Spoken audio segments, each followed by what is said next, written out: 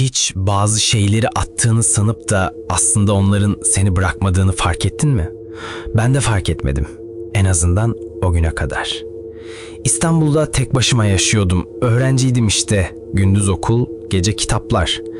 Bir gün kitaplarımı karıştırırken eski bir defterin içinden sararmış, kenarı yanık bir kağıt düştü. Üzerindeki yazılar kararmıştı, sanki kömürle çizilmiş gibiydi. Ne olduğunu anlamadım. Düşünsene, eski bir not sanmıştım. Aldım ve çöpe attım.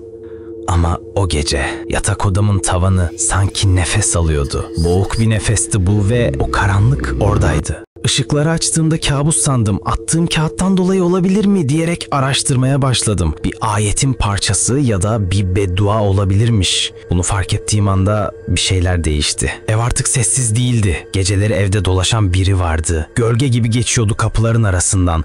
Buzdolabının yansımasında gözler görüyordum ve gecenin tam ortasında kulağımın dibinde fısıldayan bir sesle resmen çarpıldım. Ayağa kalkmaya çalışarak evden çıktım. Apartman boşluğunda biriyle karşılaştım. Yüzü karanlıkta kalan eski bir cübbe giymiş biri. Yanımdan geçerken eğilip kulağıma fısıldadı. Bazı ayetler sahibini çağırmaz, gelir ve alır. Tüylerim diken diken olduğu anda arkasını dönüp gitmişti ama ayak izleri bastığı yerlerde kaldı. Gerçek miydi, hayal mi bilmiyorum ama o zamandan beri kendimi hep aynı yerde görmeye başladım. Bir karanlık odada yerde yanmış bir kağıt ve duvarlarda sürüklenen bir bedenin gölgesi ve her defasında benim yerime biri dua etmeye çalışıyordu ama ağzı yoktu.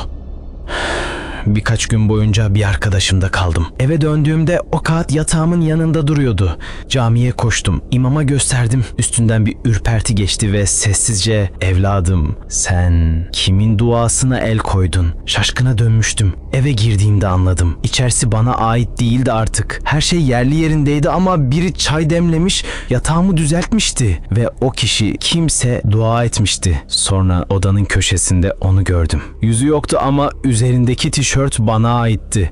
Benim boyumdaydı. Yaklaştı, gözleri yoktu. Ağzı da yoktu ama konuştu. "Kutsalı attın ve ben de seni atıyorum," dedi ve kayboldu. Titreyerek elimi yüzümü yıkadığımda aynaya baktım. Yansımamda yüzüm resmen siliniyordu. Gözlerim zift gibi kararmıştı ve dilimin ucundaki dua birinin izni olmadan çıkmıyordu.